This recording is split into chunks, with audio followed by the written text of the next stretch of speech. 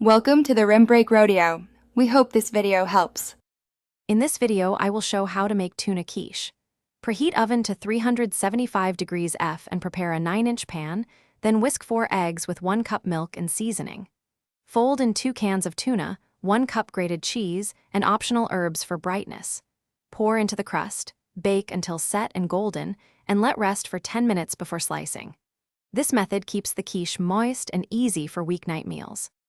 For the filling, whisk eggs and milk until smooth, then season with salt and pepper to taste. Drain 2 5-ounce cans of tuna and flake gently so pieces stay tender. Fold in 1 cup grated cheese and any optional vegetables like finely chopped onion or peas, keeping additions light to maintain custard consistency. Pour into the prepared crust and bake until the center is just set and a toothpick comes out mostly clean. Thanks for watching this quick break. If the video is helping you, please subscribe and like for more recipes. Quick recommendation. I've been using the Owala water bottle to stay hydrated while cooking, and it fits easily on the counter without tipping. It keeps drinks cold, and the flip cap is convenient when your hands are messy. Check the description for the link and other deals. Now let's get back to the video.